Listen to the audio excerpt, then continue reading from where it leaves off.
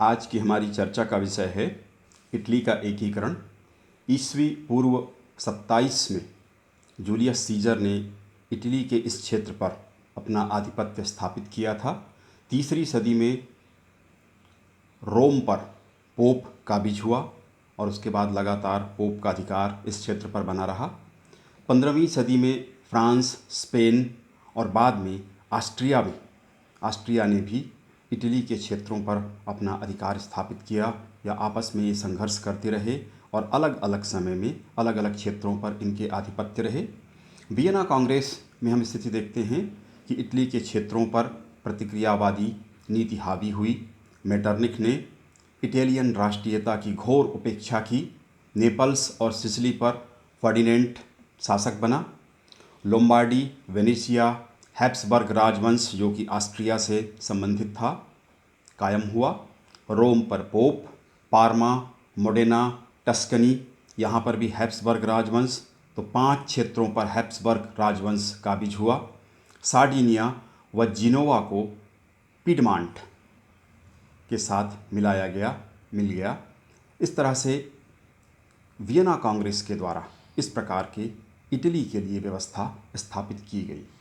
कुल मिलाकर ये कि इटली की राष्ट्रीयता की घोर उपेक्षा हुई। मेटरनिख ने बड़े गर्व से इसके पश्चात कहा था कि इटली भौगोलिक अभिव्यक्ति मात्र है, वस्तुतः इटली का कोई अस्तित्व नहीं है, ये उसके कहने का अर्थ था। इटली के एकीकरण के लिए विभिन्न प्रयास हुए। उन प्रयासों पर चर्चा करने के पूर्व हम संक्षेप में देख लेते हैं कि इटली के एकीकरण के मार्ग में क्या बाधाएं थीं। लगभग 12 राज्य, छोटे राज्यों को अगर शामिल किया जाए तो 16 से 17 तक छोटे छोटे हिस्से थे, मुख्य हिस्से 12 थे। एकीकरण में जो बाधाएं थीं, सबसे बड़ी बाधा थी राष्ट्रीयता की भावना की कमी थी। किसी भी देश को देश होने में, राष्ट्र को राष्ट्र होने में राष्ट्रवाद की भावना का होना आवश्यक है। यदि राष्ट्रवादी भावना ही न हो तो वह राष्ट्र एक नहीं हो सकता। विभिन्नताएं कितनी भी हों, यदि राष्ट्रीयता की भावना है तो वह राष्ट्र एक होता है। उदाहरण के लिए हम अपने देश को ले सकते हैं। कितनी भाषाएं, कितने धर्म, कितने राज्य, तरह तरह की संस्कृति, अलग अलग तरह के सभ्यता के हिस्से रहे, किंतु भारत एक है। इसलिए हम बड़े गर्व से कहते हैं कि अनेकता में एकता हमारे राष्ट्रीयता की विशेषता है। क्योंकि राष्ट्रीयता की भावना है, इसलिए ये देश एक है। यूरोपीय राष्ट्रीयता की जो भावना है या उनकी जो परिभाषा है, उसके अनुसार भारत एक देश हो ही नहीं सकता, क्योंकि यहाँ विभिन्न जातियाँ, विभिन्न धर्म, विभिन्न भाषाएं, जिनके आधार पर यूरोप में देश बने हुए हैं, उसके बावजूद हमारे यहाँ देश हमारा एक है। और उसका कारण है राष्ट्रीयता की भावना। उसी राष्ट्रीयता की भावना की कमी इटली के क्षेत्रों में थी। ऑस्ट्रिया का प्रभुत्व था इन राज्यों पर, जैसा कि हमने चर्चा की। वहाँ का हैब्सबर्ग राजवंश था, वो हावी था इस क्षेत्र में। मेटरनिख जैसा घोर प्रतिक्रियावादी व्यक्ति था और ऑस्ट्रिया शक्तिशाली देश के रूप में था। इटली पर उसका आधिपत्य कायम था, ये बड़ी बाधा थी। रोम पर पोप का आधिपत्य था और पोप क्योंकि पूरे ईसाई जगत, कैथोलिक ईसाई जगत का प्रधान था, इसलिए उस हिस्से पर इटली का कब्जा हो पाना लगभग असंभव था। बाहरी हस्तक्षेप लगातार होते रहे। फ्रांस, प्रसा, इंग्लैंड, रूस, ऑस्ट्रिया, स्पेन, इन सब ने इटली के मामले में लगातार हस्तक्षेप किया। यह अंतर्राष्ट्रीय समस्या हो गई थी। इस देश के लोग, इस क्षेत्र के लोग एक होना चाहें तो भी एक नहीं हो सकते थे। राज्यों में परस्पर ईर्ष्या और द्वेष की भावना थी। प्रांतीयता या क्षेत्रीयता का भाव था। अलग अलग क्षेत्रों में अलग अलग राजा थे और वे अपना जो अधिकार था राज्य के या राजा के रूप में, उसको कायम रखना चाहते थे। तो प्रांतीयता की भावना थी। सैनिक कमजोरी एक बड़ी बाधा थी, क्योंकि बिना सैन्य शक्ति के ऑस्ट्रिया से या अन्य शक्तियों से निपटा नहीं जा सकता था और सैन्य शक्ति की कमी थी इटली के पास। वस्तुतः तो इटली एक देश था ही नहीं। मैंने जैसे चर्चा की, 12 या छोटे राज्यों को गिना जाए तो 16 और 17 तक राज्य थे। कमज़ोर आर्थिक स्थिति थी। पिडमॉन्ट को छोड़कर बाकी की स्थिति दयनीय थी, इसलिए भी वो कोई आंदोलन नहीं कर सकते थे और घोर प्रतिक्रियावादी शासन उन पर काबिज था। राजतंत्र और मेटरनिख का प्रभाव था। ये बाधाएं थीं जिन बाधाओं के चलते इटली का एकीकरण संभव नहीं हो पा रहा था। प्रयास जो किए गए, इन बाधाओं के बाद भी धीरे धीरे राष्ट्रीयता की भावना बढ़ी और किस प्रकार प्रयास हुए। सबसे पहला प्रयास आश्चर्यजनक रूप से नेपोलियन बोनापार्ट का था। यद्यपि वह एकीकरण करना चाहता था, ऐसी कोई बात नहीं थी, किंतु उसने जो काम किया उससे वह इटली में राष्ट्रीयता का जन्मदाता हुआ। फ्रांस का होते हुए भी उसके द्वारा यह कार्य अनजाने में संपादित किया गया। उसने इस क्षेत्र को एक किया। 1796 में एक प्रशासन, एक व्यवस्था के नीचे इटली के क्षेत्र आए। 12 जो छोटे राज्य थे उनको 3 भागों में बांटकर इसने प्रशासन स्थापित किया। न्याय व्यवस्था एक समान, प्रशासन एक समान, सड़कें पुलों का निर्माण यहाँ पर हुआ। नेपोलियन का एक सेनापति था मुराद, उसने लगभग पूरे इस क्षेत्र को जीता। यद्यपि बाद में वह पराजित हो गया, किंतु उसने भी राष्ट्रीयता की भावना जागृत करने में अपना योगदान दिया। इस तरह से नेपोलियन वहाँ राष्ट्रीयता का, इटालियन राष्ट्रीयता का जन्मदाता स्वीकार किया जाता है। दूसरा था कार्बोनरी दल नामक गुप्त क्रांतिकारी संगठन था। 1810 में इसकी स्थापना हुई। इनका मुख्य लक्ष्य था विदेशियों को बाहर करना। जो भी दूसरे देश के लोग यहाँ पर थे, उनका शासन था, उनको बाहर करना और संवैधानिक आज़ादी, स्वतंत्रता कायम करना इनका लक्ष्य था। इन्होंने भी प्रयास किया। नेपल्स में विद्रोह हुआ 1820 में। स्पेन की क्रांति की जब सूचना यहाँ पहुँची तो 1820 में नेपल्स में विद्रोह हुआ। उदार मांगें की गईं, फर्डिनेंड ने स्वीकार कर ली, लेकिन बाद में ऑस्ट्रिया की मदद से यहाँ दमन किया गया और पुरानी व्यवस्था कायम हो गई। इनका भी प्रयास असफल रहा। पीडमॉन्ट में विद्रोह हुआ। इसकी सूचना, नेपल्स में विद्रोह की सूचना जब पीडमॉन्ट में पहुंची तब 1821 में यहाँ भी उदारवादी मांगें की गई। विक्टर इमैनुअल ने अस्वीकृत की, लेकिन उसने दमन नहीं किया, पद का त्याग कर दिया। उसके बाद फेलिक्स जो राजा बना, चार्ल्स फेलिक्स, उसने ऑस्ट्रिया से सेना बुलाकर इनका दमन कर दिया। इस प्रकार पीडमॉन्ट का विद्रोह भी सफल नहीं हो पाया। 1830 में जब फ्रांस में क्रांति हुई और यूरोप के अन्य क्षेत्रों में क्रांतियां होने लगीं, फ्रांसीसी क्रांति से प्रेरणा प्राप्त कर मोडेना, पार्मा, पिडमॉन्ट और पोप के राज्य में विद्रोह खड़े हुए। शासक यहाँ से पुराने भगा दिए गए, किंतु ऑस्ट्रिया की सेना ने यहाँ आकर दमन कार्य किया और 1830 की क्रांति फिर असफल हुई। मेजनी ने इसी प्रकार से राष्ट्रभक्त था। मेजनी ने प्रयास किए। यंग इटली नाम की एक संस्था की उसने स्थापना की 1831 में। इसी समय उसकी प्रेरणा से इस समय इल रिसोर्जिमेंटो, हिंदी में कहें तो पुनरावृत्ति का आंदोलन चला। इतिहास के गौरव को पुनरावृत्ति ये करना चाहते थे। संसदीय प्रणाली लाना चाहते थे। नेता इसका मेजनी था। राष्ट्र गौरव पर इनका ध्यान केंद्रित था। यंग इटली की स्थापना इन्होंने की और यंग इटली में जब भी कोई सदस्य बनता था तो वह शपथ लेता था कि मैं स्वतंत्र एवं गणतंत्रात्मक इटली की स्थापना के लिए पूर्ण रूप से अपना सर्वस्व बलिदान कर दूंगा। ये शपथ लिया जाता था। 3 इनके नारे थे। परमात्मा में विश्वास रखो, सब भाइयों को एक साथ लो और इटली को मुक्त करो। ये 3 इनके नारे थे। यद्यपि अलग अलग नेतृत्व था, अलग अलग नेता भी थे, लेकिन लक्ष्य सभी का एक था और वो था ऑस्ट्रिया को अपने देश से बाहर निकाल देना और राष्ट्रीयता कायम करना। मुख्यतः पोप के नेतृत्व में या सार्डिनिया, पिडमॉन्ट के नेतृत्व में इटली का एकीकरण करने का प्रयास इनका रहा। खुला जन समर्थन प्राप्त करने का प्रयास मेजनी ने किया, क्योंकि गुप्त क्रांतिकारी जो दल थे वो बहुत बड़ा कार्य नहीं कर पा रहे थे। केवल गुप्त संगठनों से कार्य नहीं होगा, इस बात को मेजनी समझ चुका था। दीर्घकालिक संघर्ष की इन्होंने तैयारी की और ऑस्ट्रिया को अपने देश से बाहर करना अपना लक्ष्य रखा।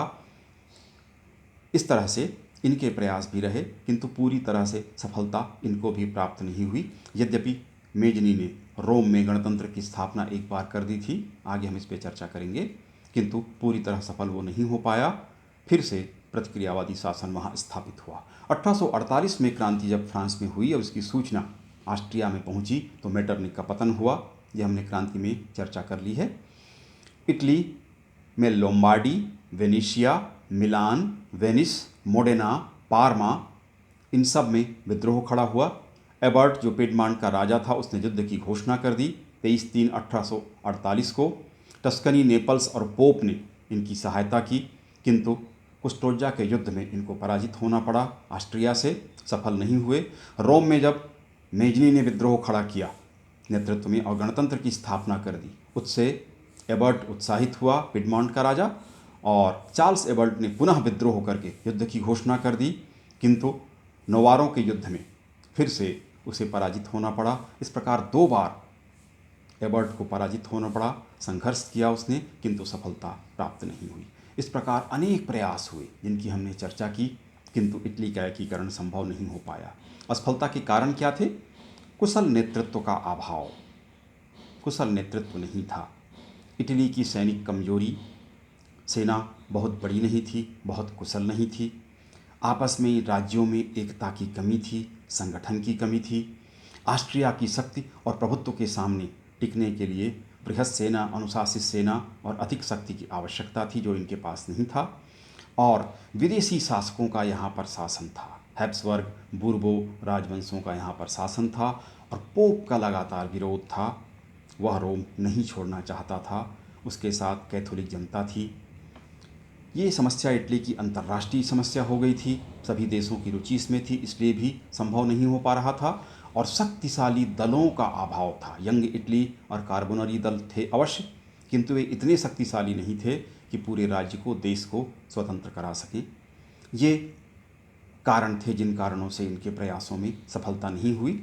अब हम देखेंगे इटली के एकीकरण के विभिन्न चरणों के बारे में, किस प्रकार से, किस तरह से हुआ। 2 तथ्य अब स्पष्ट हो चुकी थी। कौन कौन से 2 तथ्य?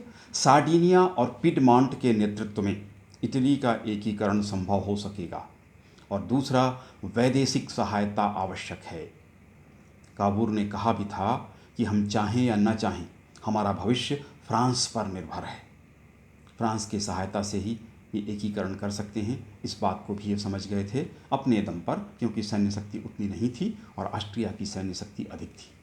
ये बातें स्पष्ट हो गई। प्रथम चरण 1859, लोम्बार्डी का विलय। 1852 में काबूर प्रधानमंत्री बना सार्डिनिया और पिडमॉन्ट का। पिडमॉन्ट को आदर्श राष्ट्र बनाने का इसने प्रयास किया, राष्ट्र को ऐसा बनाने का प्रयास किया कि इटली के जो बाकी हिस्से थे, जो इटली नहीं बन पाया था अभी, 12 हिस्से जैसे मैंने चर्चा की थी, वो प्रेरणा प्राप्त करें और पिडमॉन्ट को आदर्श के रूप में स्वीकार करें, तभी उसके साथ वो मिलेंगे। इसलिए उसने प्रयास किया, उदार संविधान दिया, स्वतंत्रता और समानता की नीति कायम की, संवैधानिक राजतंत्र की व्यवस्था स्थापित कराई, राजनैतिक आज़ादी अपने देश में दिया, मताधिकार में वृद्धि की, प्रेस या समाचार पत्रों को आज़ादी प्रदान किया गया। पिडमॉन्ट में आर्थिक और सैन्य सुधार किए गए, व्यापार के क्षेत्र में, कृषि के क्षेत्र में कारखाने स्थापित किए, रेलवे लाइनें, सड़कें, नहरें, बैंक स्थापित किए गए। इसके साथ साथ, आर्थिक सुधार के साथ साथ सेना की ओर ध्यान दिया गया। 90,000 की प्रशिक्षित सेना, आधुनिक सेना तैयार की गई, साथ में जहाजी बेड़ा भी तैयार किया। इस तरह से पिडमॉन्ट के क्षेत्र में आर्थिक और सैन्य सुधार उसने किया। मुक्त व्यापार का वह समर्थक था। इस तरह से अपने को एक आदर्श स्थिति में लाने का प्रयास किया, ताकि बाकी देश, इटली के जो हिस्से थे, वो साथ आ सकें। इसके पश्चात उसने मित्र की खोज शुरू की। जैसा मैंने पहले चर्चा की, काबूर ने कहा, हम चाहें या न चाहें, हमारा भविष्य फ्रांस पर निर्भर है। लुई नेपोलियन कार्बोनरी दल का सदस्य रह चुका था, इटली के प्रति सहानुभूति रखता था। नेपोलियन तृतीय के नाम से अभी वह फ्रांस का शासक था। क्योंकि वह कार्बोनरी दल का सदस्य रह चुका था, इसलिए इटली के प्रति, उसकी आज़ादी और एकीकरण के प्रति वह सहानुभूति रखता था। इसलिए काबूर का सीधा लक्ष्य यही रहा कि वह फ्रांस की सहायता प्राप्त करे। इसी समय क्रीमिया का युद्ध हुआ। क्रीमिया के युद्ध से अपनी ओर ध्यान आकृष्ट कराने का मौका काबूर को मिला। 18,000 सैनिक उसने फ्रांस और इंग्लैंड के पक्ष किया, मित्र राष्ट्रों के पक्ष में उसने 18,000 सैनिक भेजे। क्रीमिया के बारे में आप सभी जानते होंगे, दलदली इलाका था, जंगली और दलदली इलाका था। रूस के खिलाफ मित्र राष्ट्र तुर्की, इंग्लैंड, फ्रांस और अन्य जो मित्र राष्ट्र थे वो लड़ रहे थे, और इंग्लैंड की स्थिति खराब हो रही थी। कारण ये था कि दलदली और जंगली इलाका था, मक्खी मच्छर और अस्वास्थ्यकर वातावरण वहाँ पर था, बड़ी संख्या में सैनिक मारे जा रहे थे। इस संकट के अवसर पर इसका लाभ इसने उठाया काबूर ने, और 18,000 की प्रशिक्षित सेना इनकी मदद के लिए वहाँ भेज दी। और इस तरह से इटली की जो समस्या थी उस पर फ्रांस और इंग्लैंड और पूरे विश्व का ध्यान केंद्रित हो गया। इसीलिए कहा जाता है क्रीमिया के कीचड़ से इटली की स्वाधीनता का कमल खिला। के प्रश्न के रूप में भी विश्वविद्यालय में पूछा जाता है कि क्रीमिया की कीचड़ से इटली की स्वाधीनता का कमल खिला, क्या आप इस कथन से सहमत हैं? विशेषकर इंग्लैंड और फ्रांस की सहानुभूति उसको प्राप्त हुई। प्लाम्बियर्स का समझौता 1858 में लुई नेपोलियन या नेपोलियन तृतीय, जो फ्रांस का शासक था, इटली के प्रति सहानुभूति रखता था, किंतु वह हिचक रहा था, सहायता नहीं कर रहा था। पोप के राज्य के कारण भी उसको समस्या थी, क्योंकि यदि हस्तक्षेप करता पोप के राज्य के मामले में तो कैथोलिक जनता फ्रांस की नाराज हो सकती थी। इसी समय नेपोलियन तृतीय के ऊपर बम फेंका गया, एक इटालियन ने फेंका। जब वो पकड़ा गया, उससे पूछा गया तो उसने ये कहा कि आप कार्बोनरी दल के सदस्य रहे हैं, इटली के एकीकरण में मदद क्यों नहीं करते हैं? और इसका बहुत गहरा प्रभाव उसके ऊपर पड़ा और उसने प्लाम्बियर्स का समझौता, गुप्त समझौता किया काबूल के साथ। ऑस्ट्रिया के खिलाफ 2 लाख सैनिक मदद वह पिडमॉन्ट सार्डिनिया को देगा। नीस और सेवाय के क्षेत्र इसके बदले फ्रांस को प्राप्त होगा। यदि ऑस्ट्रिया पहले आक्रमण करे तब ये शर्तें लागू होंगी, यानी 2 लाख सैन्य सहायता सार्डिनिया पिडमॉन्ट को तब प्राप्त होगा जब ऑस्ट्रिया आक्रामक हो, पहले वह आक्रमण करे। विक्टर इमैनुअल ने फिर इसके बाद प्रयास शुरू किया। विक्टर इमैनुअल की द्वितीय की पुत्री का विवाह जेरोम, जो नेपोलियन तृतीय का चचेरा भाई था, उसके साथ करने का वचन भी दिया गया। इसके पश्चात काबूल और विक्टर इमैनुअल द्वितीय ने युद्ध की तैयारियां शुरू कर दी और ऑस्ट्रिया को उकसाना शुरू कर दिया। भाषणों में, समाचार पत्रों में भड़काऊ की कार्यवाही शुरू हुई। ऑस्ट्रिया के सामानों पर चुंगी लगा दी गई, वृद्धि की गई उसमें। लोम्बार्डी और वेनेशिया में विद्रोह भड़काने का प्रयास किया गया। इंग्लैंड के राजनीतिज्ञ इन परिस्थितियों को समझ रहे थे। उन्होंने अंतर्राष्ट्रीय सम्मेलन का प्रस्ताव रखा। फ्रांस भी सहमत हो गया, पर काबूल सहमत नहीं हुआ। अब तो वह युद्ध ही चाहता था। कूटनीतिक प्रयास उसने लगातार जारी रखे और इसका लाभ भी उसको मिला कि 23 अप्रैल को ऑस्ट्रिया ने चेतावनी दी कि 3 दिन के भीतर सार्डिनिया पिडमॉन्ट अपनी सेना को समाप्त करे, भंग कर दे, निशस्त्रीकरण करे। यदि वह ऐसा नहीं करता है तो उसके खिलाफ युद्ध घोषित कर दिया गया। 3 दिन का समय दिया गया। काबूल को अच्छा मौका मिला, उसने इसको अस्वीकार कर दिया और अप्रैल 29 को ऑस्ट्रिया ने युद्ध की घोषणा कर दी। काबूल पहले से तैयारी में था। गैरीबाल्डी अपने स्वयंसेवकों को लेकर पिडमॉन्ट सार्डिनिया पहुंच गया। फ्रांस की सेना भी 2 लाख, जैसा उसने नेपोलियन तृतीय ने वचन दिया था, पहुंच गई और ऑस्ट्रिया के साथ भीषण युद्ध हुआ। मोंटबेलो और साल्फेरिनो के युद्ध में ऑस्ट्रिया बुरी तरह से पराजित हुआ। लोम्बार्डी उसको खाली करना पड़ा। सैन मार्टिनो के युद्ध में भी ऑस्ट्रिया को तीसरी पराजय हुई। इसी समय आकस्मिक एक घटना, फ्रांस द्वारा ऑस्ट्रिया के साथ बिला फ्रेंका की संधि कर दी गई, बिना ऑस्ट्रिया को जानकारी दिए, बिना उससे परामर्श लिए। 11 जुलाई 1859 को उसने ऐसा किया।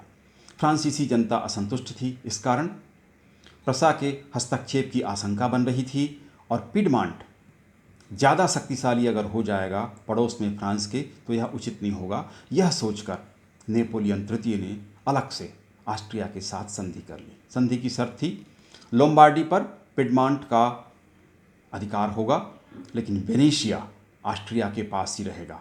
मोडेना, पार्मा, टस्कनी उसके पूर्व शासकों को दे दिया जाएगा। पोप की अध्यक्षता में इटली के राज्यों का संघ बनेगा। ये बातें काबूल को स्वीकार नहीं थीं। उसने राजा से, विक्टर इमैनुअल द्वितीय से कहा कि वह इसको स्वीकार न करे और युद्ध जारी रखे, लेकिन राजा ने व्यवहारिक दृष्टिकोण से इस बात को समझा कि एक क्षेत्र लोम्बार्डी जो प्राप्त हुआ है, कहीं पराजित होकर वह भी न खो जाए। इसलिए ज्यूरिक नाम के स्थान पर उसने भी संधि की और बिला फ्रेंका की संधि जो हुई थी उसी का अनुमोदन कर दिया। लोम्बार्डी इनके पास हुआ, प्राप्त हुआ।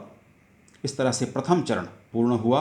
काबूल नाराज हुआ और उसने पद का त्याग किया, यद्यपि कुछ समय के बाद वह पुनः प्रधानमंत्री बन जाता है। इस तरह से प्रथम चरण लोम्बार्डी प्राप्त होना है, फ्रांस की मदद से प्राप्त हुआ। द्वितीय चरण में मोडेना, पार्मा, टस्कनी, रोमेग्ना और वोलेग्ना मध्य इटली के राज्य थे। इन पर अधिकार प्राप्त करने के लिए द्वितीय चरण के पूर्ण होने पर ये क्षेत्र प्राप्त हुए। जैसे ही मोडेना, पार्मा और टस्कनी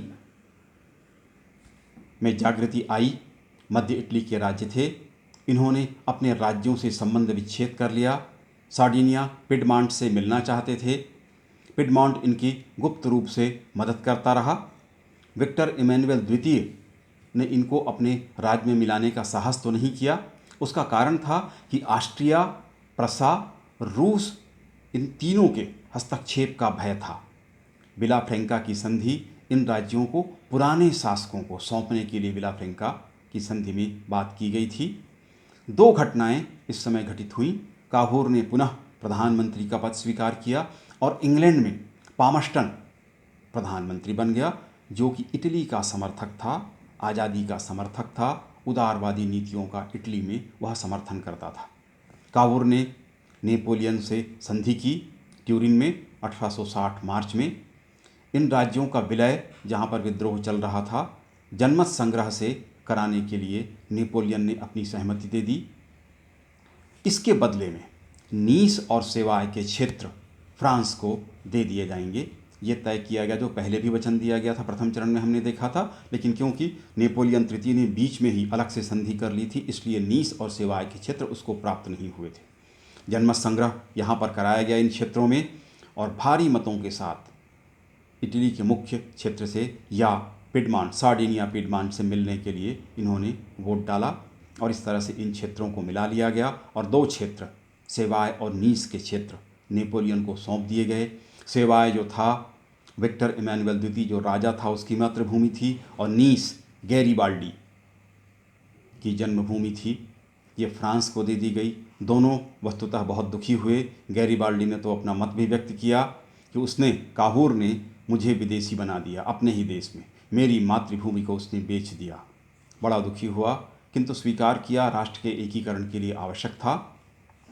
ट्यूरिन में इटली की पार्लियामेंट 2 अप्रैल 1860 को उद्घाटित हुई। इस प्रकार से द्वितीय चरण इस तरह से पूर्ण हुआ, जिसमें मोडेना, पार्मा, टस्कनी, रोमेग्ना, वोलिग्ना या मध्य इटली के जो राज्य थे वो सम्मिलित हो गए। लोम्बार्डी प्रथम चरण में सम्मिलित हो चुका था। तृतीय चरण 1860, सिसिली, नेपल्स पर अधिकार, उसके साथ छोटे राज्य भी बहुत से थे जो रोम के आसपास के थे। उम्रिया, मार्चेस, दोब्रुजा, गेटा, एंकोना आदि बहुत सारे छोटे छोटे क्षेत्र थे, वो भी सम्मिलित हुए थे इसमें। 1860 में सिसिली में विद्रोह हुआ। बूर्बो वंश का फ्रांसिस द्वितीय यहाँ पर शासक था। विद्रोहियों का नेता क्रिस्पी था, जिसने गैरीबाल्डी को आमंत्रण दिया। गैरीबाल्डी ने आमंत्रण स्वीकार किया। जिनोवा में उसने स्वयं सेवक भर्ती प्रारंभ कर दिया। काहूर से भी और राजा से भी उसने मदद मांगी।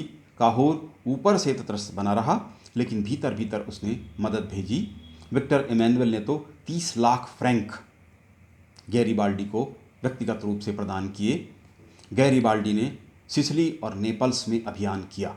मई 1860 में 1000 लाल कुल्ती दल, रेड शर्ट पार्टी कहलाती थी, 1000 लाल कुर्ती दल के साथ उसने जिनोवा से सिसिली के लिए वह रवाना हुआ।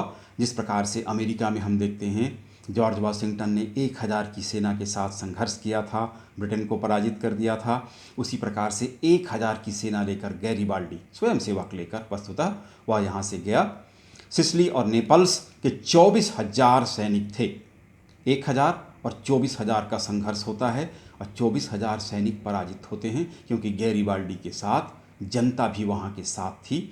2 महीने में उसने सिसिली को जीत लिया। अगस्त 1860 में उसने नेपल्स पर आक्रमण किया। अंग्रेजी जहाजी बेड़े ने उसको मदद पहुंचाई।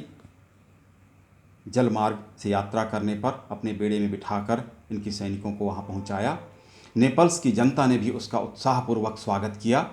नेपल्स में जनता उसके साथ हुई और आक्रमण किया गया। राजा जो यहाँ का था वो गेटा के क्षेत्र में भाग गया और यहाँ पर भी उसका अधिकार कायम हो गया। गैरीबाल्डी ने उत्साह में आकर रोम पर आक्रमण करने की योजना तैयार कर ली। जब इसकी जानकारी काहूर को हुई तो वह इस बात को भली भांति जानता था कि रोम की रक्षा के लिए फ्रांसीसी सैनिक हैं। उसने तुरंत नेपोलियन के साथ संपर्क किया, तृतीय के साथ, और उन्हें मना भी लिया कि हम अब सेना भेज रहे हैं वहाँ पर ताकि रोम की रक्षा हो सके। नेपोलियन ने सहमति दी और इसने अपनी सेना भेज दी रोम की तरफ। काबूर ने रोम के क्षेत्र में सेना भेज दी। दूसरी ओर से जब रोम उसकी सेना पहुंची तो उम्रिया और मार्चेस के क्षेत्र को भी काबूर की सेना ने जीत लिया और ये भी विलय किया गया, लेकिन रोम पर उसने आक्रमण नहीं किया। इसी बीच में दूसरी ओर से गैरीबाल्डी की सेना आगे बढ़ रही थी। दोनों सेनाएं एक दूसरे के आमने सामने आ गई, लेकिन गैरीबाल्डी देशभक्त था। उसने जो क्षेत्र जीता था नेपल्स और सिसिली का, वो क्षेत्र राजा को उसने सौंप दिया 17 अक्टूबर 1860 को। इस तरह से सिसिली, नेपल्स, उम्रिया, मार्चेस ये जो क्षेत्र थे ये भी मतगणना के पश्चात सार्डिनिया और पिडमॉन्ट के साथ मिला लिए गए। गैरीबाल्डी को पद और पुरस्कार देने का प्रयास किया गया, उसका स्वागत किया गया। ज़्यादा ही जोर देने पर उसने केवल एक बोरा आलू स्वीकार किया बीज के रूप में और कैप्रेरा द्वीप चला गया। अपूर्व देशभक्त था ये। इसने कोई भी पद या सम्मान लेने से अस्वीकार किया और एक द्वीप जो उसका द्वीप था क्रेपेरा द्वीप था, जहाँ पर वह खेती करने चला गया और 2 क्षेत्र जीतकर उसने इटली में या सार्डिनिया पिडमॉन्ट में मिलाने को समर्पित किया। इसी बीच काबूर की मृत्यु हुई 6 जून 1861 को। इसके पूर्व फरवरी 1861 में संसद का अधिवेशन हुआ। मुख्य भूमि इटली में मिल चुकी थी। ट्यूरिन संसद में उसने ये प्रस्ताव रखा काबूर ने कि रोम इटली की राजधानी हो। उसके प्रस्ताव को स्वीकार किया और उसके कुछ समय के बाद 6 जून 1861 को काबूर की मृत्यु हो गई। चतुर्थ चरण वेनेशिया का विलय। वेनेशिया ऑस्ट्रिया के पास था। बिस्मार्क, विक्टर इमैनुअल द्वितीय दोनों की संधि होती है 1866 8 अप्रैल को। इसके पूर्व विक्टर इमैनुअल ने प्रयास किया था ऑस्ट्रिया के राजा फ्रांसिस जोसेफ को कि युद्ध की परिस्थितियां निर्मित हो गई हैं ऑस्ट्रिया और प्रसा के बीच, वह ऑस्ट्रिया इटली जो है ऑस्ट्रिया की मदद करेगा अगर वेनेशिया का क्षेत्र उसे दे दिया जाए, लेकिन फ्रांसिस ने स्वीकार नहीं किया। तब इसने प्रसा के साथ, बिस्मार्क के साथ ये समझौता किया कि युद्ध जब होगा प्रसा और ऑस्ट्रिया का, तो ऑस्ट्रिया के विरोध में प्रसा का साथ इटली देगा और उसके बदले में वेनेशिया का क्षेत्र प्राप्त किया जाएगा। ये तय किया गया। युद्ध हुआ, प्रसा और ऑस्ट्रिया का युद्ध हुआ। इटली ने ऑस्ट्रिया के खिलाफ युद्ध किया। यद्यपि इटली है वो पराजित हुआ ऑस्ट्रिया से, किंतु बिस्मार्क या प्रसा ने ऑस्ट्रिया को बुरी तरह से पराजित किया और पराजित करने के बाद जब संधि की तो उस संधि में अपने वचन को बिस्मार्क ने निभाया और वेनेशिया ऑस्ट्रिया से लेकर इटली को सौंप दिया गया। इस तरह चतुर्थ चरण पूर्ण हुआ और वेनेशिया इटली को प्राप्त हुआ।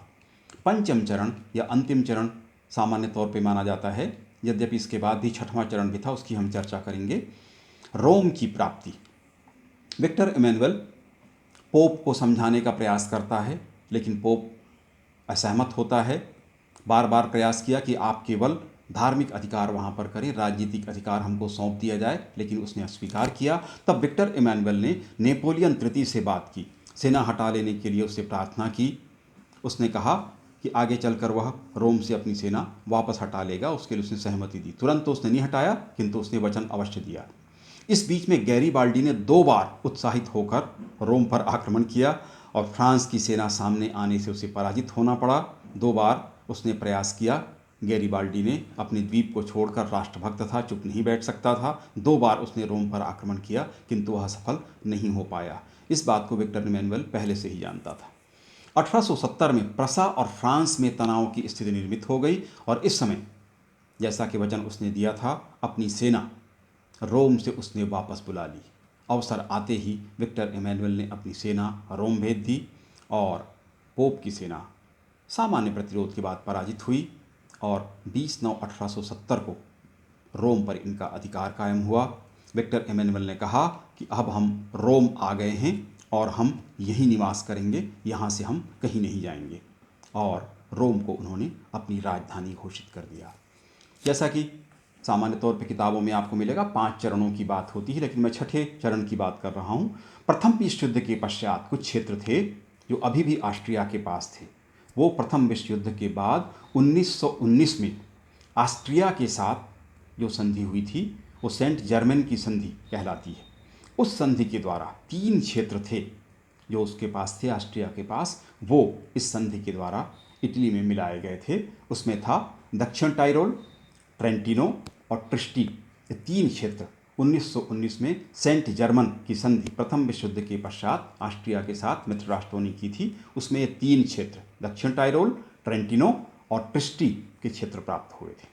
निष्कर्ष के रूप में बताया जा सकता है, जो आमतौर पर सभी किताबों में लिखा हुआ आपको मिलेगा, मेजनी के नैतिक बल, कावूर की कूटनीति, गैरीबाल्डी की तलवार, विक्टर इमैनुअल की दूरदर्शिता और देशभक्तों के बलिदान ने इटली का एकीकरण पूर्ण किया। कावूर का योगदान निश्चित रूप से निसंदेह सर्वाधिक था। उसके योगदान से ही, मुख्य योगदान उसी का स्वीकार किया जाता है, इटली का एकीकरण पूर्ण हुआ था। फ्रांस, प्रसा और इंग्लैंड की सहायता के बिना भी ये संभव नहीं होता। तीनों ने, हमने जैसे चर्चा की उसमें, तीनों की मदद से यह एकीकरण पूर्ण हुआ था। कावूर के अंतिम शब्द थे, इटली का निर्माण हो गया है, अब सब कुछ सुरक्षित है। ये उसके अंतिम शब्द थे और इस तरह से इटली का एकीकरण पूर्ण हुआ।